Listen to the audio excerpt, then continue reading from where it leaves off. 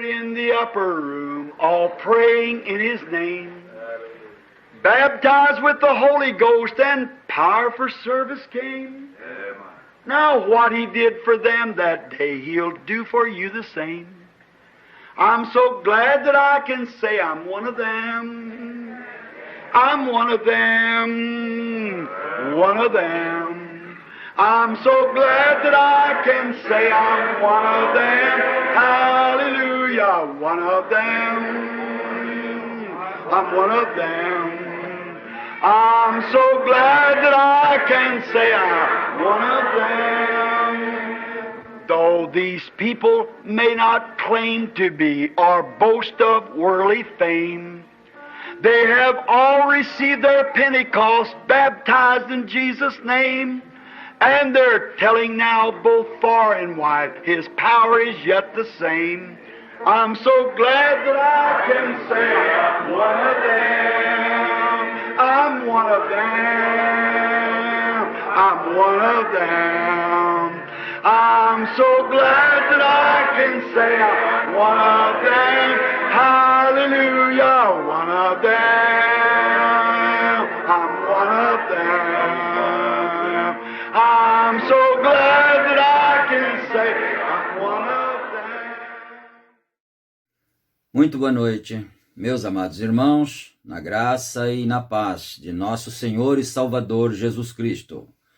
Está começando mais uma programação de fé, com hinos, com orações e a mensagem poderosa da Palavra de Deus ao nosso favor. E dando início neste culto, nós estaremos então tendo uma palavra de oração, falando com o Senhor nosso Deus, agradecendo a Ele por tudo, pedindo a direção para esse trabalho, a inspiração, e que assim todos sejamos abençoados neste momento.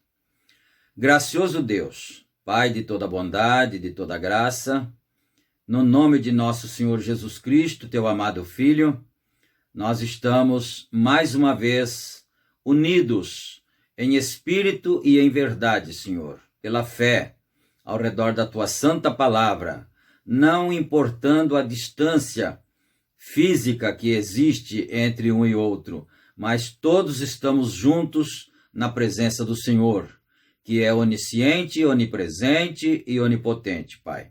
Nós pedimos nesse instante perdão por nossos pecados, nossas fraquezas, nossas falhas, pois o Senhor é conhecedor das nossas vidas. Não há o que se possa ocultar do Senhor. Por isso nós podemos entrar com confiança em Tua santa presença, pelo sangue de nosso Senhor Jesus Cristo, que foi vertido na cruz do Calvário, ó Pai. E nós pedimos então perdão pelos nossos erros, fraquezas e tudo, e agradecemos pela vida, pela saúde, pelas bênçãos, por todas as vitórias alcançadas, e agora por este momento sagrado, que é o momento do culto, Senhor. Em nome de nosso Senhor Jesus Cristo, nós pedimos tudo isto e nós agradecemos humildemente, agora e para sempre. Amém, amém, Senhor Jesus. Então, meus amados irmãos, a escritura que vamos ler está na primeira carta do apóstolo São Paulo aos Coríntios, capítulo 1. Primeira aos Coríntios, capítulo 1, e nós começaremos a partir do versículo 25. E nós vamos ouvir, então, os hinos, os nossos hinos que nós já preparamos aqui, que são 4, São 4 clipes bonitos. O primeiro deles é Água da Vida. O segundo hino é Canta Minha Alma. O terceiro hino é Fim da Lida Terreal. E o quarto hino é Trovadores de Cristo. Então nós vamos ouvir esses louvores, esses hinos, e em seguida nós voltaremos então com a leitura da Palavra de Deus, com a oração intercessória e, enfim, com o prosseguimento do culto. Ouçamos então e tenhamos o nosso enlevo espiritual.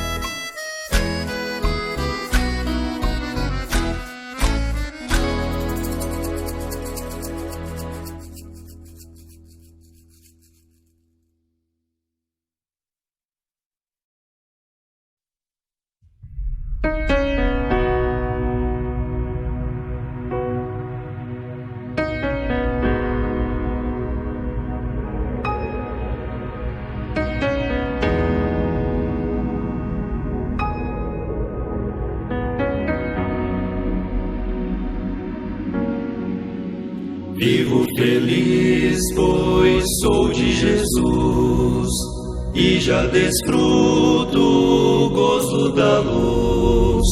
Sou por Jesus herdeiro de Deus, Ele me leva à glória dos céus.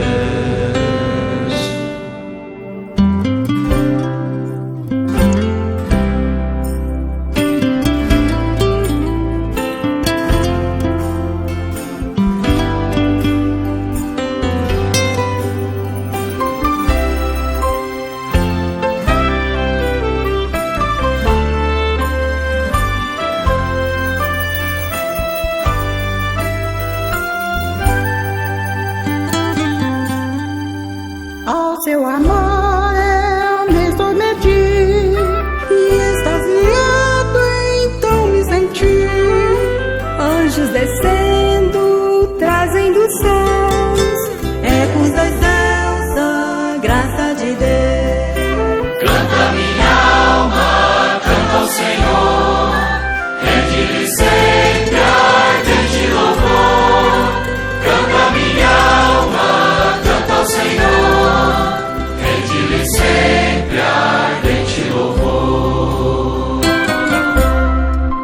Ah, que canto, que som, enche os ares de doçor. São os salvos entoando hinos ao seu Redentor. Ouve as vozes da vitória em caminho para a glória, proclamando a doce história de Jesus e seu amor. Proclamando a doce história de Jesus e seu amor.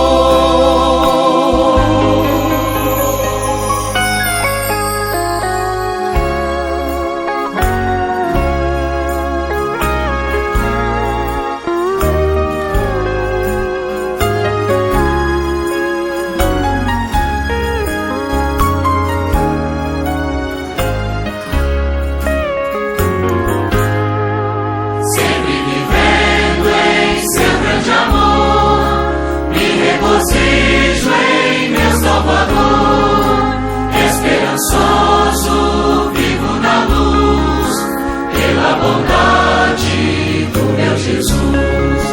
Canta minha alma, canta ao Senhor, rende-lhe sempre ardente louvor. Canta minha alma, canta ao Senhor, rende-lhe sempre ardente louvor.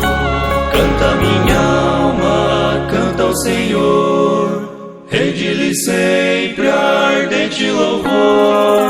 Canta minha alma, canta ao Senhor, rende-lhe sempre ardente louvor. Rende-lhe sempre ardente louvor.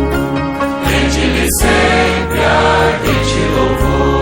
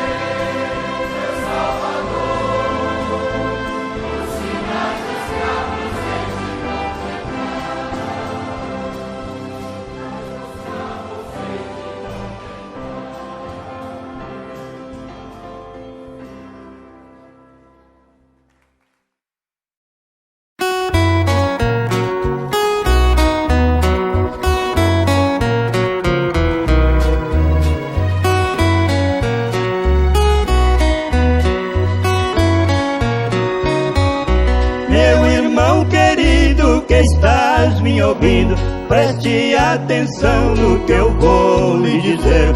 Se você nasceu com dom de louvor, louve ao Senhor como deve ser, não buscando fama nas coisas do mundo, não vangloriando em seu bel prazer. Não use seu dom para subir na vida, não venda sua voz para enriquecer.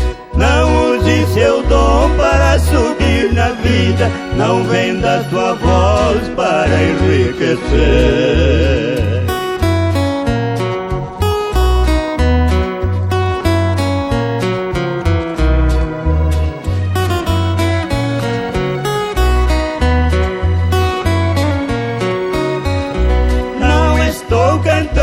Pra exibir a voz, não estou cantando pra ganhar dinheiro. Eu estou cantando é pra louvar a Deus, porque nele achei amor verdadeiro. Eu aqui na terra não procuro fama, pois sei que daqui nada vou levar. Eu estou cantando é por ter certeza que um dia no céu também vou cantar. Eu estou cantando é por ter certeza que um dia no céu também vou cantar.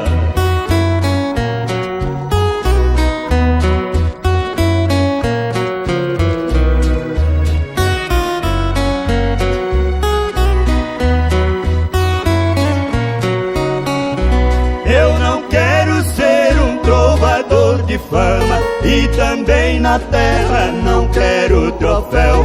Eu só peço graças pra louvar a Deus. Quando eu chegar muito além do véu, eu quero cantar com santos lá na glória. Essa é a vitória e o tesouro meu.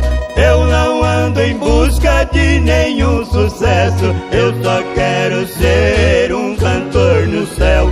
Eu não ando em busca de nenhum sucesso, eu só quero ser um cantor no céu.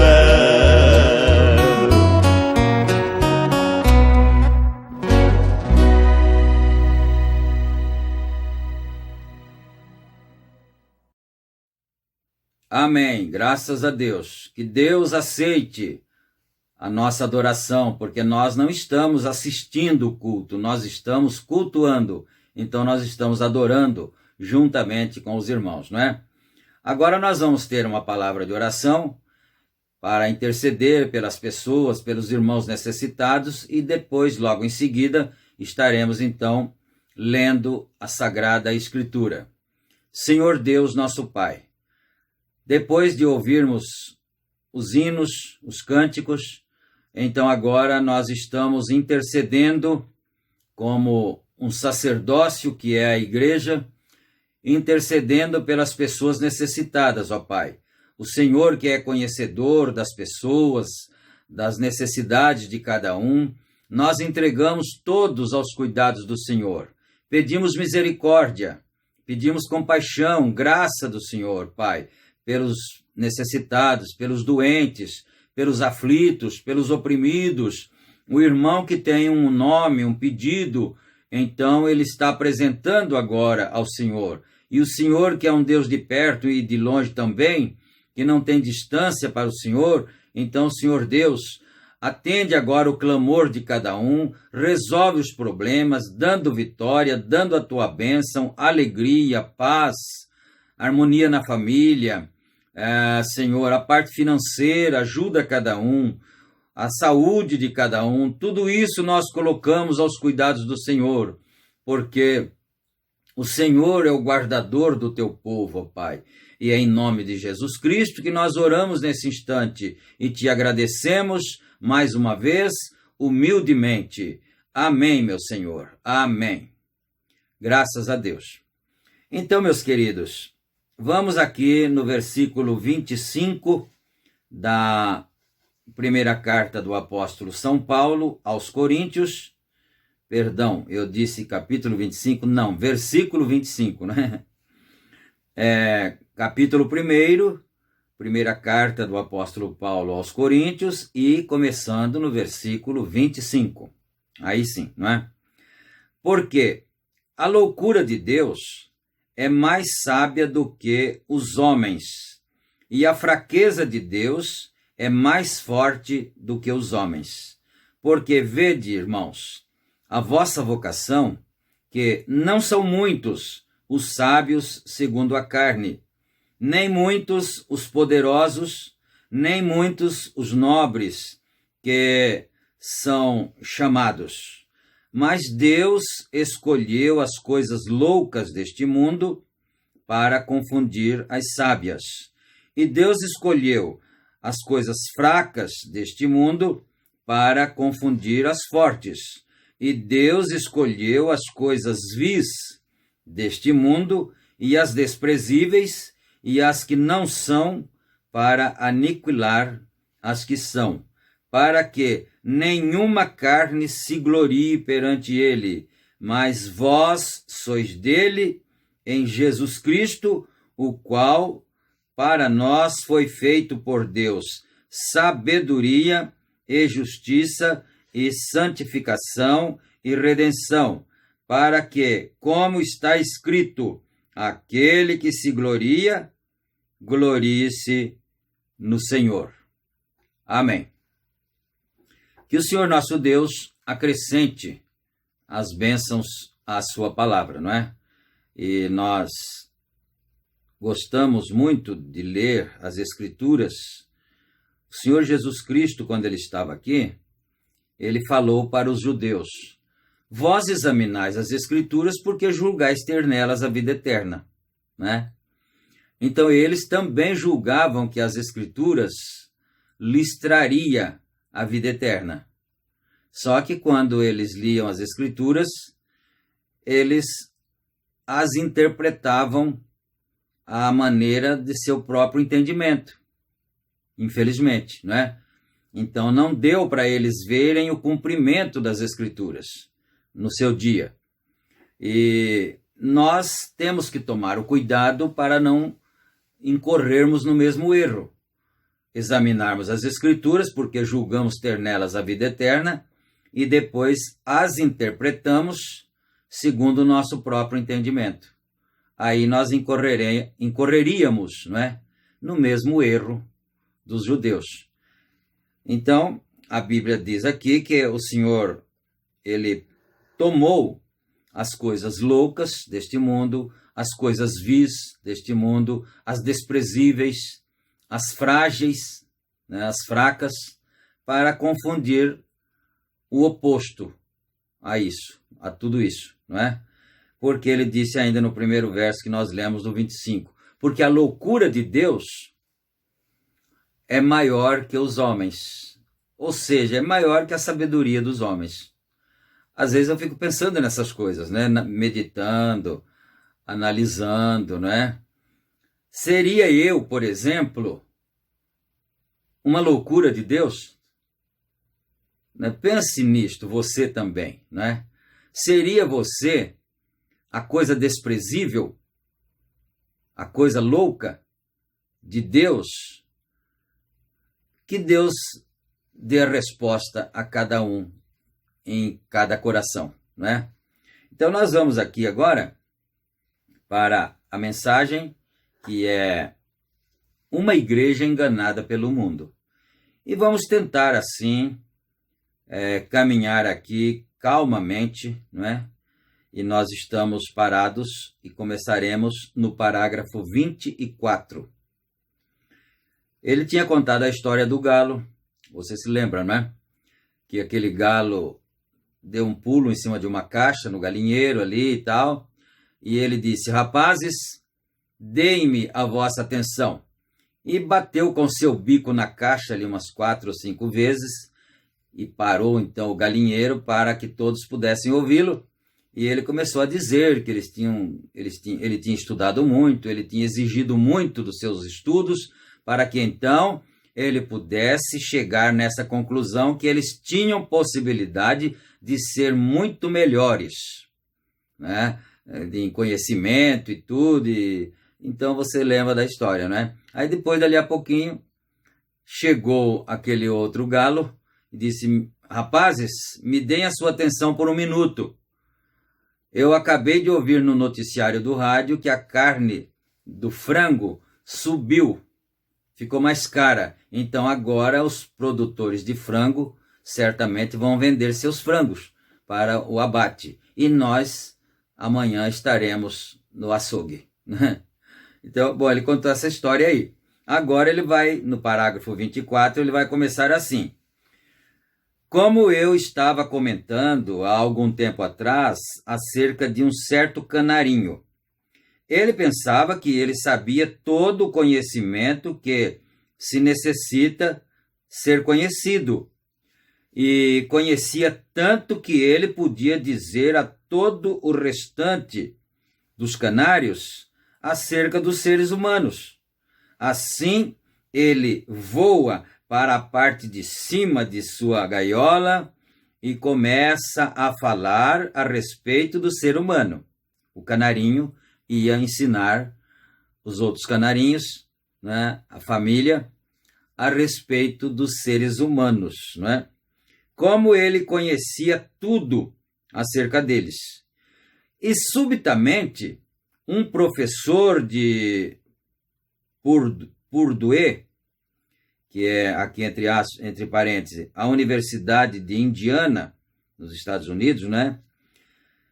Esse professor veio e começou a falar algumas palavras altamente polidas para ele. E o pequeno companheiro piscou seus olhos assim, né? Piscou seus olhos e virou a cabeça, né? Bom, vamos aqui, né? Piscou seus olhos e virou a cabeça. Ele tinha olhos, ele podia ver o professor. Olha só isso. O que o profeta observa? Ele tinha olhos, ele podia ver o professor. Ele tinha ouvidos, ele podia ouvir o professor. Então vamos aqui, né? Ele tinha ouvidos, ele podia ouvi-lo. Porém, naturalmente, ele não sabia do que ele estava falando. Por quê? Então, o irmão Branham, quando conta essas histórias assim, é para tirar uma lição, uma verdade prática a respeito de nós, a respeito dos seres humanos, não é? Então, ele tinha o olho. Olha só como isso é interessante. Ver o professor, ele podia ver. Ouvir o professor, ele também podia ouvir. Só que responder para o professor, ele não podia, porque a sua linguagem não era igual à do professor. Mas muito menos entender na sua mente, no seu raciocínio, o que é que o professor estava dizendo, porque ele estava falando umas palavras altamente polidas, né? Então, olha só, ele não estava entendendo nada do que o professor estava falando. Por quê? Ele tem o cérebro de um canário. Ele é somente um cérebro de pássaro. É só isso que ele tem. Ele não tem um cérebro humano, de forma que ele não pode pensar como os seres humanos. Parágrafo 25. E nem pode um ser humano pensar como Deus.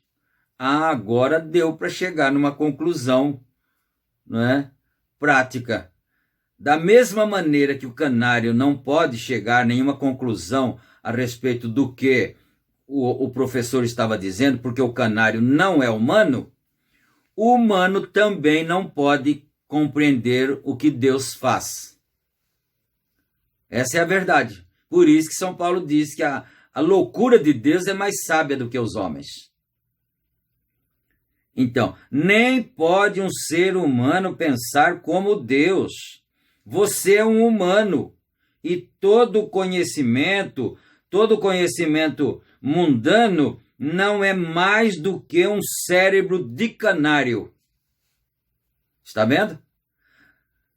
Nós estaríamos na mesma condição que o canário perante Deus, né?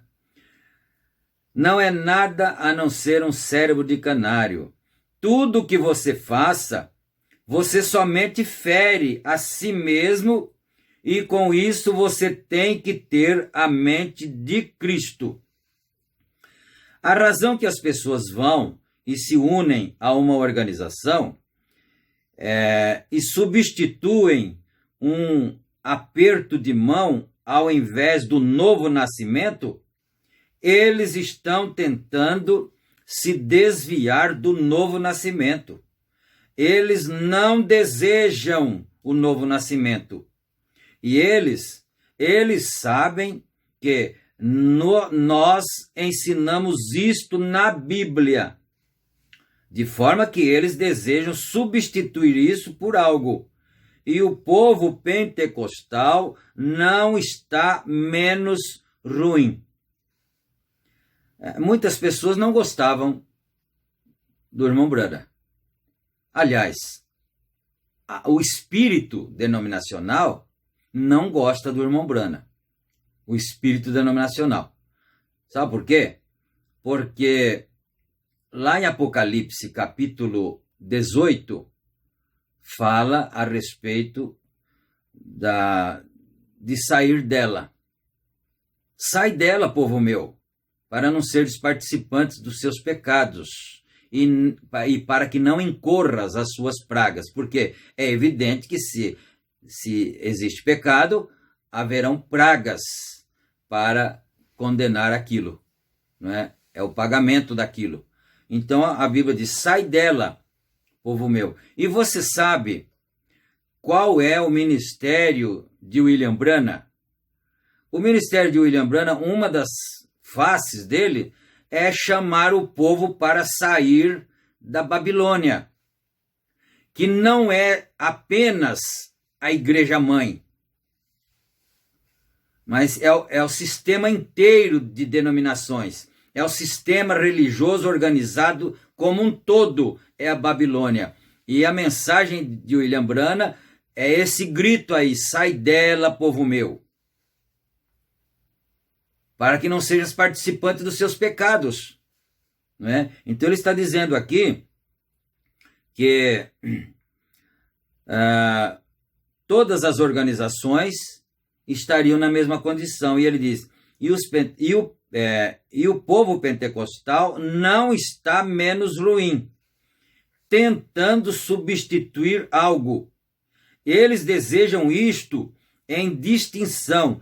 Isto deve ser exatamente bem distinto.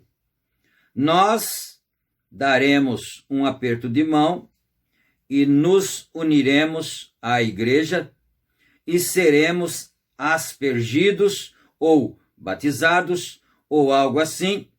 Eles têm medo do novo nascimento. Eu, algumas vezes, creio que o tabernáculo Branham está ficando com medo disso. Você está vendo? O irmão Branham, alguém poderia dizer, ele é um falador de mal das igrejas. Não. Ele era um homem que veio com a missão de chamar o povo de volta à palavra. Ele não está defendendo um grupo, outro grupo, uma denominação, uma organização. Ele disse, os pentecostais não estão menos ruins. Agora ele disse aqui, o novo nascimento, eu algumas vezes creio que o tabernáculo Branham está ficando com medo disso. Medo de nascer de novo, de ter um novo nascimento. E como a gente é ministro, eu pastoreio na igreja, na mensagem, há 35 anos, como pastor, 35 anos.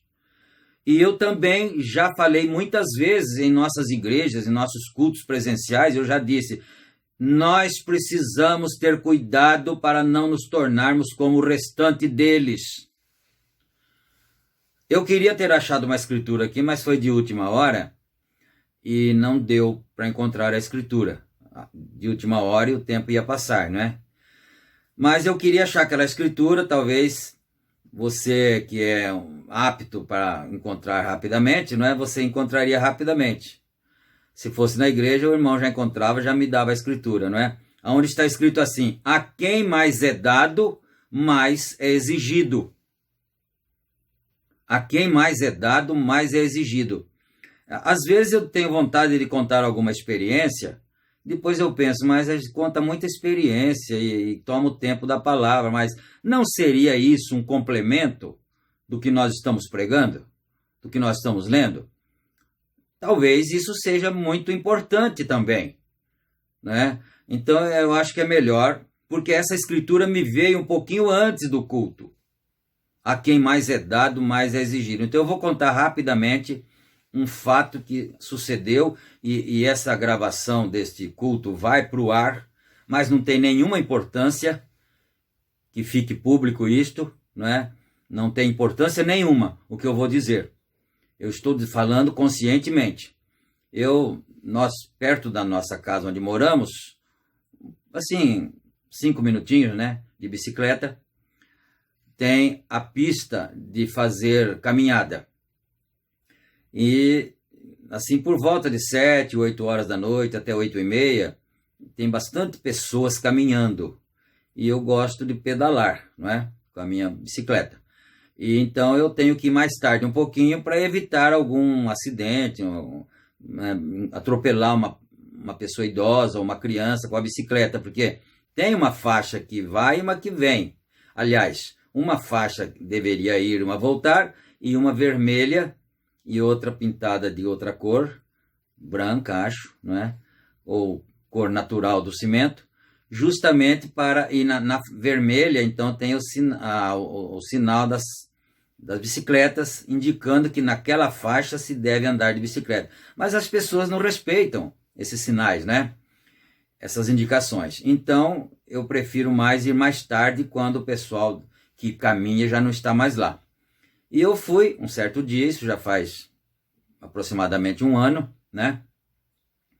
Fui pedalar, e aí quando eu estava pedalando ali, a gente vai uma certa distância assim de 800 metros, vai e volta, quantas vezes você desejar, não é? Aí quando eu estava chegando no final assim, perto do portal, uma senhora me chamou, fez sinal para mim assim, falou: moço, você pode chamar a ambulância para mim? E essa senhora é uma moradora de rua, não é? Eu falei: por que chamar a ambulância? Ela falou: porque eu estou machucada. Aí ela passou a mão assim no cabelo e tinha sangue na mão. Mesmo, realmente ela estava machucada. E ela é uma moradora de rua, não é? Então você analisa no seu coração, na sua mente, o que você faria. Então, eu falei: eu não tenho telefone aqui, porque eu não saio com celular à noite, assim, mas eu vou ali no orelhão e chamo a ambulância, não é? E eu fui lá para chamar a ambulância no telefone orelhão, mas o rapaz que me atendeu não estava com muito boa vontade de atender, não. Começou a perguntar onde era o portal, e eu falei: moço, você não vai querer que eu te dê uma aula de geografia da cidade aqui agora, né? É o seguinte, a mulher, ela é uma moradora de rua e ela está sangrando, seja quem for, ela precisa ser socorrida, porque ela está machucada, ela foi agredida. E você fica responsabilizado de resolver isso. Se a mulher acontecer qualquer coisa pior com ela, ou ela vier a morrer, vier a óbito, você fica responsável, que eu passei para você a responsabilidade, porque eu não tenho essa incumbência de fazer isso, eu não estou com o meu carro aqui. E fui embora, pedalar. Mas daí eu pensei, né? Deixa eu voltar lá, ver se a mulher está certinha lá. Falei para ela: você espera aqui, né? Quando eu cheguei lá, cadê a mulher? Procurei em toda parte por ali, não achei mais a mulher. Aí eu pensei: e agora?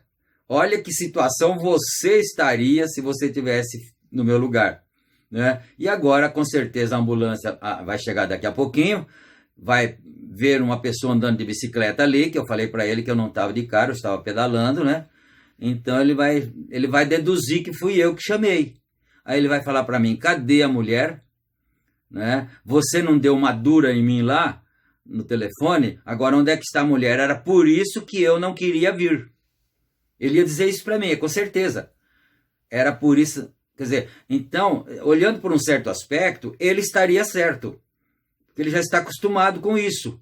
Vai procurar, a pessoa não está mais lá. Aí, mas pelo outro aspecto, ele estaria errado se ele respondesse isso. Sabe por quê? Porque, de qualquer maneira, pelo certo ou pelo errado, ele tinha que constatar no local.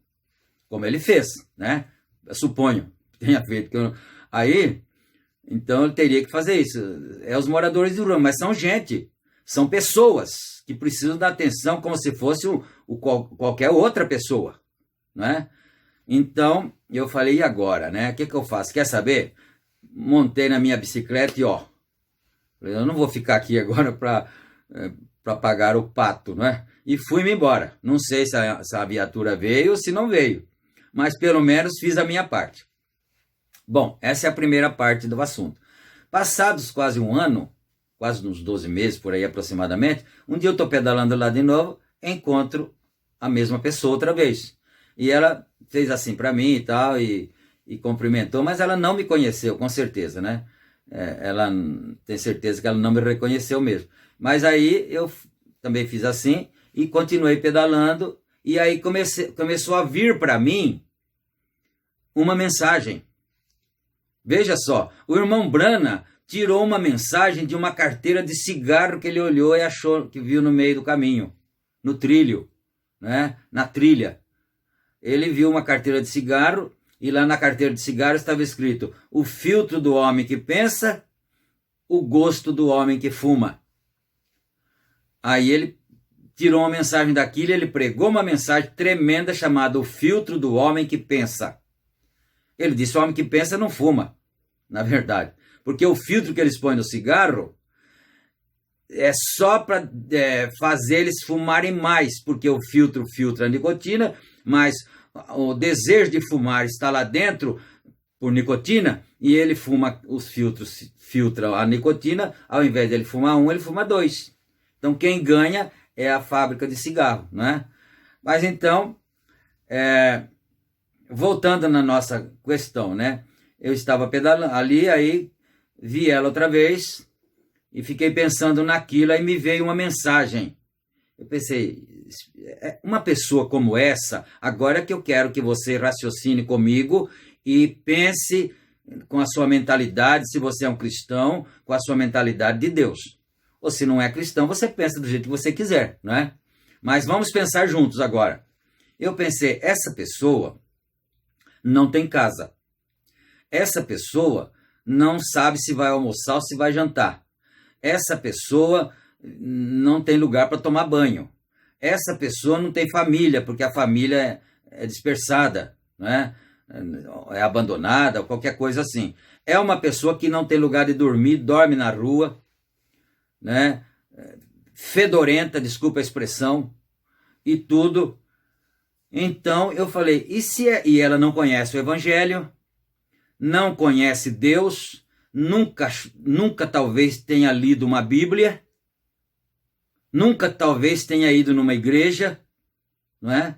E aí eu pensei, e quando essa pessoa morrer, dado ao fato de que ela não tem aceitado o Evangelho, não é? Essa pessoa iria para o inferno? Aí eu fiquei pensativo nisso, falei, Senhor, o Senhor perdoe a minha ingenuidade e o meu atrevimento. O Senhor perdoa, eu pedalando e pensando isso. O Senhor perdoa meu atrevimento, Pai. Mas se isso acontecer, é uma injustiça muito grande, porque ela já vive no inferno aqui. Pensa nisso, pensemos nisso. Ela já vive aqui no inferno. Agora ela vai para um outro inferno. Primeiro, ela não teve opção para nascer. Deus não perguntou para ela se ela queria nascer, em qual família ela queria, se ela queria ser homem, se queria ser mulher, quando o Espírito seria designado para vir à Terra. Ela não teve opção nenhuma de escolha, ela não pediu, ela nasceu em algum lugar. Outra pessoa pode ter nascido numa família abastada, com muitas riquezas e tudo mais, né? E foi para a faculdade e tem carros e tem tudo. Jovens, né? Que nunca tiveram méritos nas suas regalias, sabe? Veio dos pais, né? Tá bom. E ela não teve nada disso. E eu pensando, pedalando e pensando. Falei, então, Senhor, se desse inferno aqui, depois quando ela morrer, ela for para um outro, eu não sei, eu acho que foi feita uma injustiça muito grande com ela. Agora, eu já pedi perdão ao Senhor, que Ele perdoe a minha audácia, perdoe o meu atrevimento. Mas é o que eu pensei, né? O irmão Branham, uma certa vez, ele orou por uma pessoa, uma jovem senhora, doente, né? Que estava no hospital, muito doente, e aí chamaram o irmão Branham para orar por ela, e ele veio, e ele orou por ela, e ela foi curada. Aí, passado um tempinho, talvez na mesma noite ou naquela semana, eu me esqueci o detalhe, né? Mas muito assim, imediatamente, ela morreu. Depois que o profeta orou, ela foi curada e ela morreu. Ela estava dizendo para a mãe dela no hospital, mamãe, eu vou para casa. De noite, né? De madrugada, assim.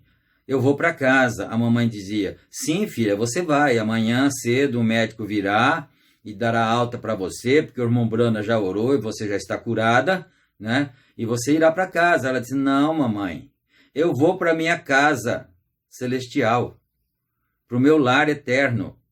E a mãe pensou que ela estivesse variando. E a irmã partiu. Quando a irmã partiu, o irmão Branham, nosso profeta, disse assim, Senhor, o Senhor me deve uma explicação a respeito disso. Porque eu fui lá e o Senhor curou ela. O Senhor fez a obra e agora ela morreu. Eu preciso de uma explicação. O irmão Branham diz assim que Deus não respondeu nada para ele. Não falou nada. Deixou ele questionar, né? E não respondeu nada. Mas, passado um tempo, não sei quanto tempo passou, algum tempo, o Senhor Deus chamou o irmão Branham e disse, eu vou te mostrar por que você fez aquela pergunta aquele dia, por que aquilo aconteceu. Ela foi curada, ela estava desviada do caminho, do meu caminho, do evangelho, né? Ela estava desviada e ela estava doente, você foi lá, ela se reconciliou comigo, com Deus, né? E ela foi curada e eu a levei. E você sabe por quê? Porque ela teria morrido um ano antes, quando ela estava sofrendo um afogamento, e ela teria morrido aquele dia, e eu não deixei ela morrer, porque ela estava fora do caminho. Aí o Senhor falou, oh, meu Deus, perdoa, Senhor, o teu indigno servo. Que direito tenho eu de inquirir do Senhor as tuas ações? Não é? É isso. Mas o que vai fazer se vem na mente da gente? Então eu pensei a mesma coisa, né? Isso, eu estou pregando isso agora. Esse culto é no dia 18 de junho de 2020, né? E isso aconteceu, o segundo episódio do meu assunto, aconteceu faz uns 2 meses, uns 60 dias mais ou menos, não é? Então eu pensei, se ela for para um outro inferno, então tem alguma injustiça nisso aí. Meu Deus, né? E passaram-se 60 dias. 60 dias já, mais ou menos, né? 60, 65 dias. E voltou-me esse assunto à mente, né? Então, sobre a mulher, sobre ela ir para um outro inferno. Aí me veio a resposta bíblica, que eu queria ter lido, mas não deu tempo, porque veio muito em cima da hora, né? Então eu falei, mas como que ela pode ser julgada? De que jeito que ela vai ser julgada, se ela deve ir para o inferno ou não, né? Aí veio a resposta bíblica, a quem mais é dado, mais será exigido. E quem morre sem lei será julgado. Eu falei, então é isso. Eu serei julgado com mais rigor, porque a mim me foi dado mais do que a ela. E você que é um cristão, que tem ouvido a mensagem todo dia, todo tempo, tem congregado, a você virá um julgamento mais severo do que a ela. Porque ela está sem lei. Ela está sem conhecimento nenhum. A ela não foi dado. E a nós foi dado. Isso não é maravilhoso?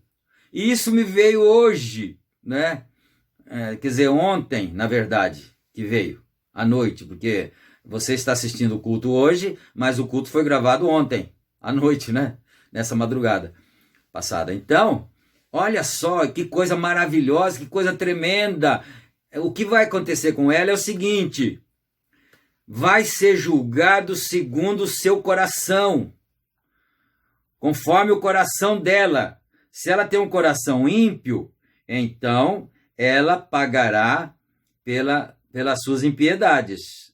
Se ela tem um coração ímpio. Mas, se ela tem o coração bom, então ela será julgada pelo que ela é, e não pelo conhecimento da palavra. Então ela ou iria para o inferno ou não. Se ela for uma pessoa de coração humilde, de coração bom, já que ela não tem lei para ser julgada pela lei, então ela será julgada pelo que ela é, pelo coração dela. Porque tem pessoas pobres, tem pessoas assim desvalidas e que são de coração ruim, que são malignos, maléficos, e tem outros que não são.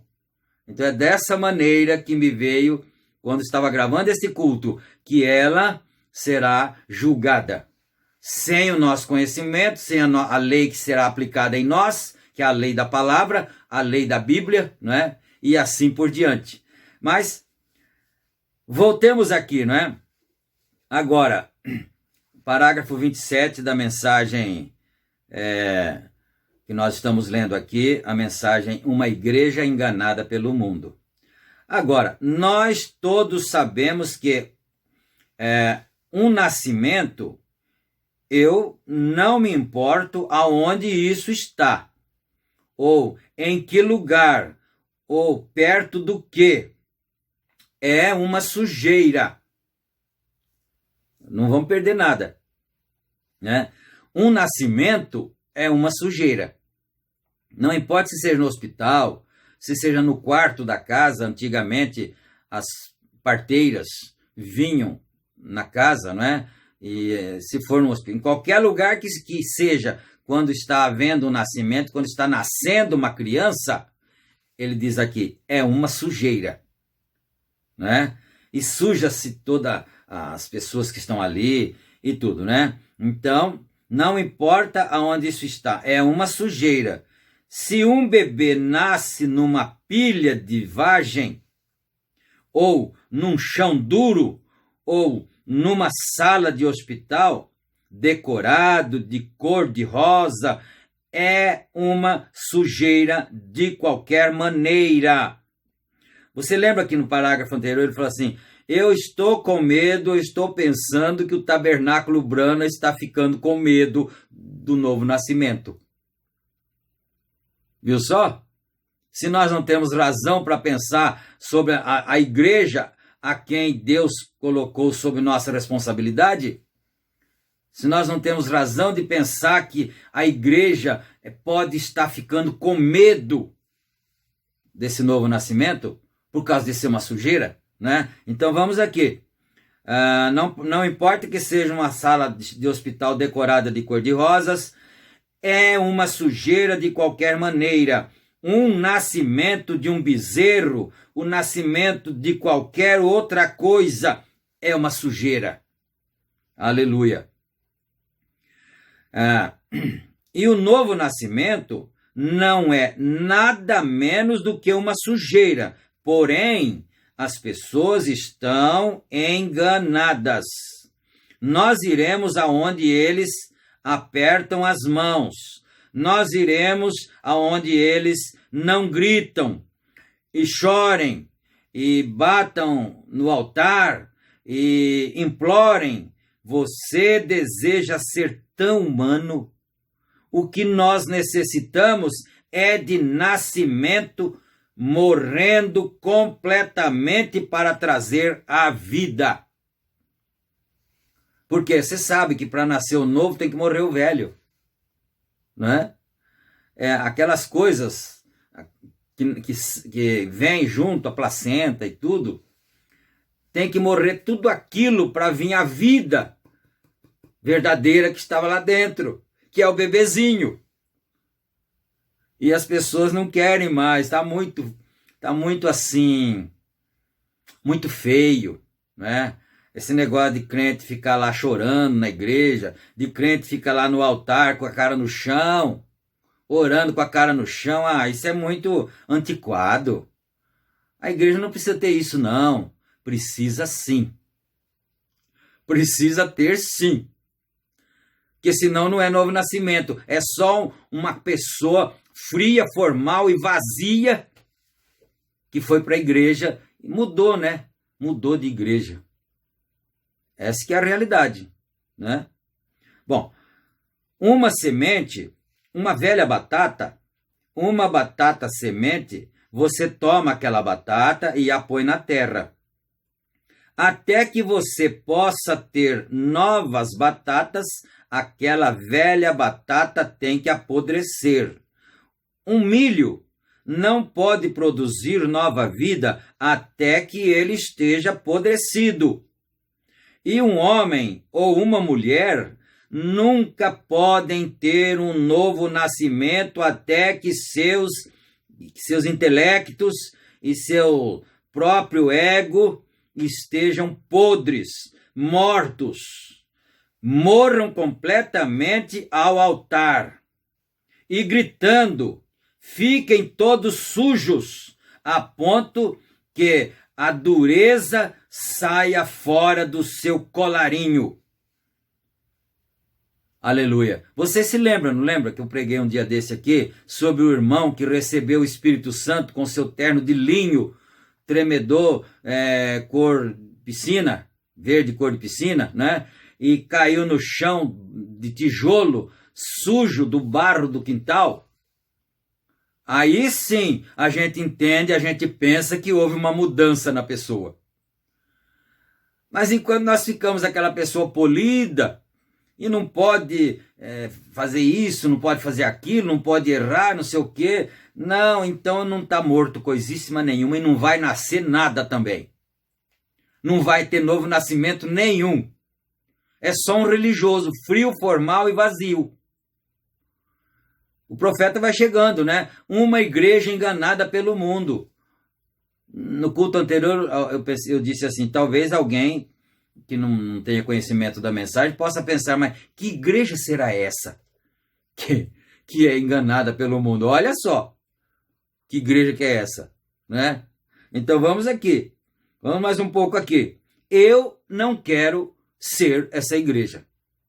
E com certeza você também não quer ser essa igreja enganada pelo mundo, né? Bom, até que fique todo sujo, saia fora do seu colarinho e você nasça de novo pelo Espírito de Deus. Eu não me importo se você berra. Fala em línguas. Lembra que eu falei? Né? Não importa se você berra, fala em língua, pula para cima e para baixo e bate como um frango. Se bate como um frango sem cabeça, você está trazendo nova vida. Eita, isso é que é ser pentecostal de verdade, né? Isso é que é ser pentecostal de verdade. Vocês sabem, meus queridos, meus amados irmãos da mensagem, nós precisamos tomar cuidado para não nos tornarmos esse tipo de gente frio, formal e vazio, porque na igreja não pode falar língua estranha. Na igreja não pode gritar. Na igreja não pode berrar, como diz aqui, como ele falou aqui. Se nós não tomarmos cuidado, nós ficaremos as pessoas mais polidas que existem na terra. Bonitas, mulheres muito bem trajadas, né, com suas vestes muito bonitas, decentes, muito bem trajadas, seus cabelos muito bem tratados e tudo, e não passa de uma ostentação só. né? É o que o profeta está dizendo aqui, ué. Não é? Porém, nós substituímos isso por algo. Nós desejamos a maneira clássica. Certamente. O outro dia, sexta-feira, minha esposa e eu estávamos indo ao armazém. Não é a minha intenção repetir sobre isto, porém, enquanto nós íamos pela rua, eu somente mantive virando a minha cabeça de um lado para o outro. Mulheres nuas, né? Mulheres de um lado para o outro, mulheres nuas. Eu prometi a Deus, quando eu era um homem cego, nem todo mundo sabe que o profeta chegou a ficar cego uma vez, né? Quando eu era um homem cego, que se ele me curasse, se ele curasse meus olhos, eu olharia na coisa que fosse correta. E eu mantenho uma pequena cruz pendurada em meu carro. Mantenho uma pequena cruz pendurada em meu carro. Eu podia continuar, mas eu vou parar um pouco aqui, não é? Bom, vou para frente, depois eu volto aqui. Eu mantenho uma pequena cruz pendurada no meu carro. Quando eu vejo tais coisas como aquela, eu olho para a cruz e digo: ó Deus, esse é o meu refúgio quando eu olho na cruz. Então, fechou o parágrafo aqui. Agora, esse é o 31, se você quiser ler, viu? Agora nós estamos no 32. Então, eu me lembrei agora, são episódios interessantes que a gente depois se lembra e acha engraçado às vezes, né? 2 moços estavam vindo de Indaiatuba para visitar o tabernáculo em Santa Bárbara, porque nós tínhamos o programa do rádio. Indaiatuba, na época, não tinha igreja, não é, da mensagem, e nós fomos um dos pioneiros que fizemos culto lá em Indaiatuba. E aí essa família começou a vir no tabernáculo em Santa Bárbara, né? Eram 2 rapazes e também, eu acho que o casal de velhos, os pais, né? E aí o mais velho, o mais novo, até pouco tempo encontrei ele, né? Que saudade, matamos a saudade e tudo. Só não vou citar os nomes, né? Por ética.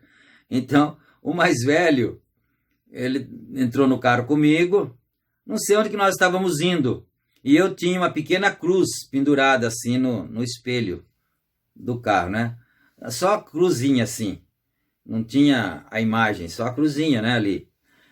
E aí o irmão sentou assim do meu lado, eu peguei o carro, nós fomos em algum lugar e ele não suportou, ele não aguentou a curiosidade. E ele, conversando sobre a mensagem, tal, uma coisa e outra, ele falou assim: e essa cruz aí? Eu lembrei esse dia, falei com o irmão dele, comecei a rir, não é? E essa cruz aí? Mas essa cruz aí, agora é difícil, tem que ter um tempo para a gente explicar isso. Bom, em síntese, eu vou dizer para o irmão: a cruz não é um objeto da Igreja Católica Romana. Porque todo mundo pensa, a maioria das pessoas pensam que a cruz é uma idolatria da Igreja Católica Romana. Não, não é. A cruz é dos cristãos. Os cristãos já usavam a cruz antes da Igreja Católica Romana existir.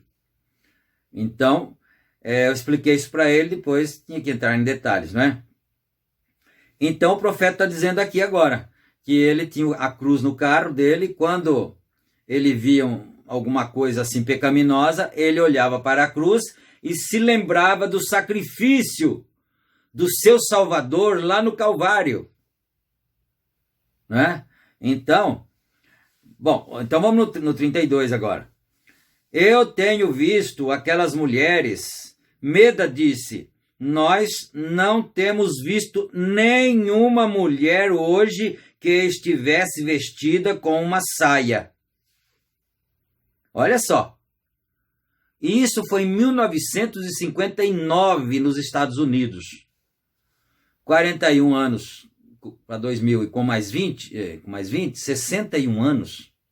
Naquele tempo, os Estados Unidos já estavam nessa condição. A irmã Meda disse, olha, nós saímos na rua hoje, nós não vimos nenhuma mulher sequer de vestido. Todas vestidas com calças, né, compridas. Então, nenhuma mulher hoje que estivesse vestida com uma saia. E ela disse, Bill, olhe aquela mulher ali com aquelas pequenas tiras em volta da parte de cima de seu corpo. E disse, você quer dizer para mim que aquela mulher não sabe que isso é errado? A irmã Meda fez essa pergunta ao irmão Branham, seu esposo, não é? Você quer dizer que aquela mulher não tem consciência, não tem noção que aquilo é errado? Então, ela está fora de si. Se ela não sabe, ela está fora de si. Então, veja, vamos prestar um pouquinho de atenção aqui, por que ele contou a história do canário. Porque o canário, ele não entendia o que o homem falava porque ele era canário. Agora, essa mulher aqui que a irmã está se referindo, ou por que não dizer as mulheres que assim procedem, será que elas estão fora de si? Ou é que elas não têm cérebro mesmo para entender o que Deus fala? Para entender a vontade de Deus, o que é decência, o que a Bíblia quer que as pessoas façam, não é? Então, olha só isto. Eu disse, só um minuto, querida. Ela é uma americana. Ela faz como os americanos fazem. Eu disse, eu estava na Finlândia há não muito tempo atrás, querida. Então, quer dizer, ela é uma americana. Ela não é uma cidadã do céu. Por certo. Senão, não estaria naquela condição, né? Ela é uma americana. Então, vamos aí, né? Ele começou a contar para a esposa. Eu estava na Finlândia há um tempo atrás, querida, e eu fui questionado ali por um homem que me fez sentar, o Dr. Manning. E nós estávamos indo para o batismo, o banho de saúde, que é chamado de sauna. E eles lhe pegaram e lhe derramaram a água quente em cima, ou água sobre rochas, né? Quentes, e isso somente lhe faz suar. Então, eles fazem você pular numa água gelada. E então, sai de novo, e então você entra num quarto e há enfermeiras ali dentro, mulheres que esfregam os homens e eles nus. Os envia de volta na piscina. Eu não entrei. Porque você vai ficar pensando, mas o profeta foi lá? Né? Ele disse, eu não entrei. Eu disse, Dr. Manning, isso é errado. Ele disse para o doutor, né? E o doutor era crente também, né? Dr. Manning, isso é errado. Ele disse, está bem então, reverendo Branham, isso é errado. Então, e os seus médicos americanos que deixam uma mulher nua e colocam na mesa e examinam todo o órgão sexual que ela tem. E as suas enfermeiras em hospitais. E agora prensou o irmão Branham, não é? Então aqui na Finlândia, né? Aqui é errado fazer isso. E os médicos lá que examinam, não é? As mulheres em todas as partes do seu corpo. E as enfermeiras que fazem o mesmo com os homens, né? Por isso, isso digo eu, não é? Eu penso assim, que cada família, cada cristão deve ter discernimento espiritual. Então, vamos supor, se a irmã vai no ginecologista, por acaso não haveria, assim, uma ginecologista para ela fazer o pré-natal com aquela mulher? Com certeza existe, porque as mulheres também são formadas na medicina. Então, quer dizer, evita-se esse constrangimento, não é certo? Porque é uma realidade isso. O médico prensou o irmão Brana no canto da parede. Mas existem formas de você evitar, pelo menos no mínimo, o constrangimento, não é? Bom, eu disse, me perdoe, irmão Menem.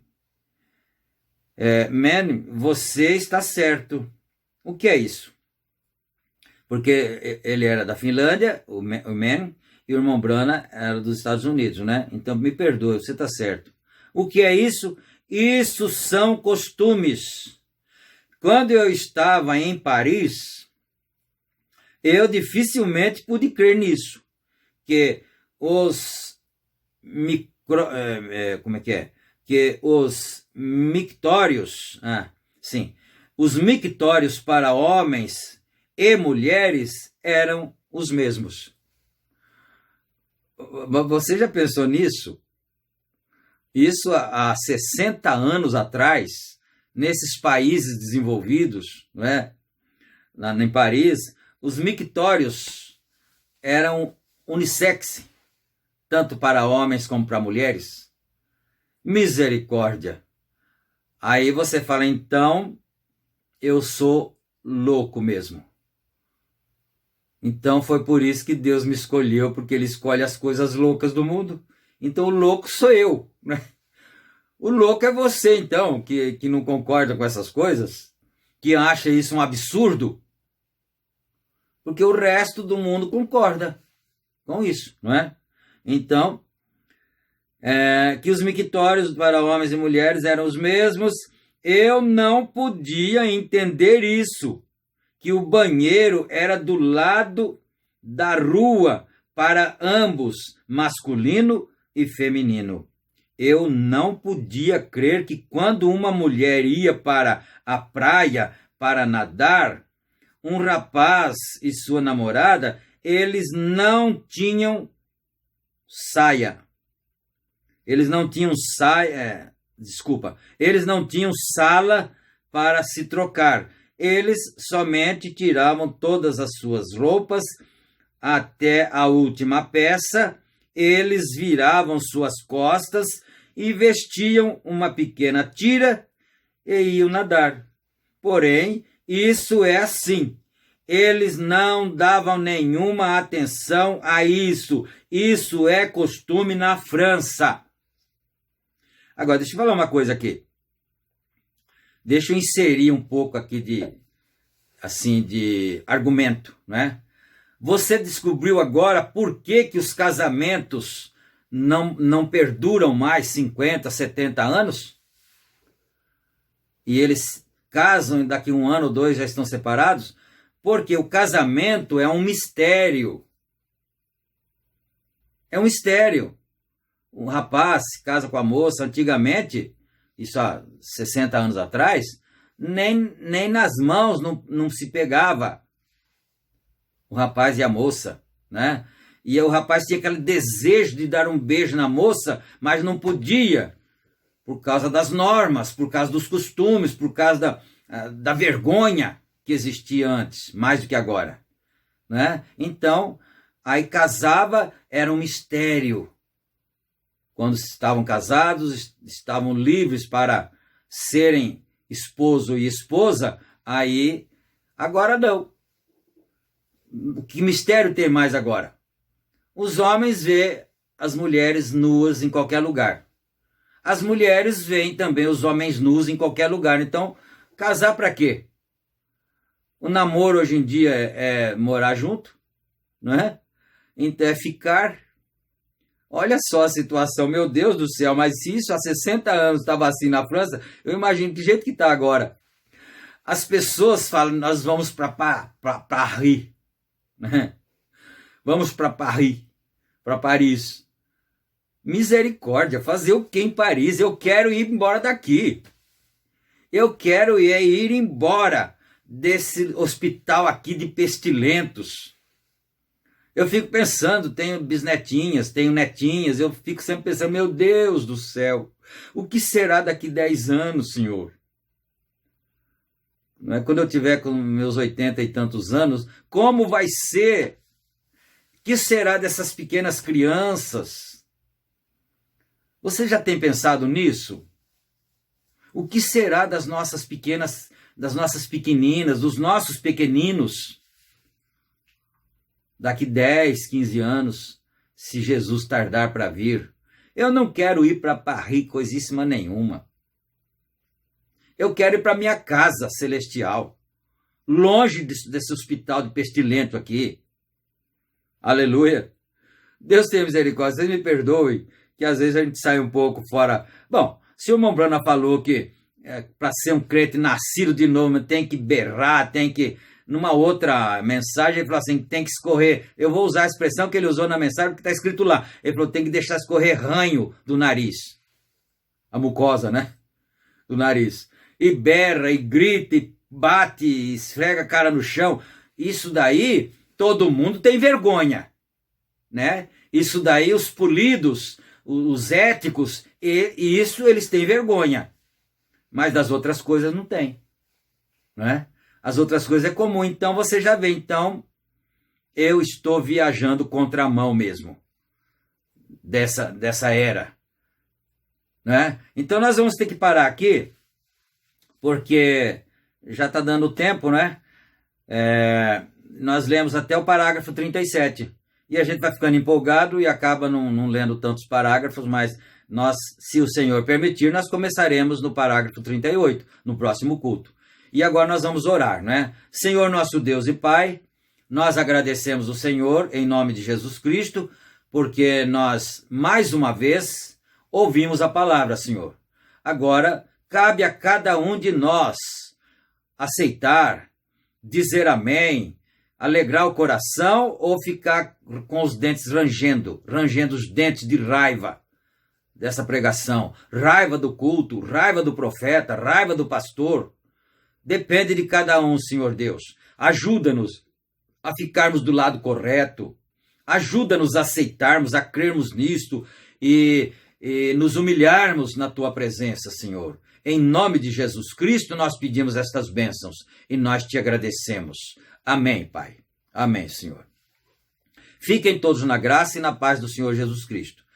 E, se Ele permitir, nós voltaremos no próximo culto, né? E vocês, irmãos que já assistiram, não esqueçam de dar o gostei, né? Clicar ali no gostei. E também, se não for inscrito, inscreva-se, por favor, não é?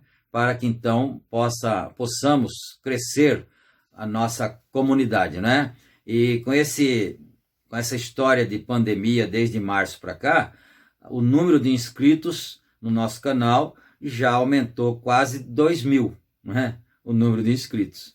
Deus abençoe, fiquem na graça e na paz do Senhor Jesus Cristo. Amém.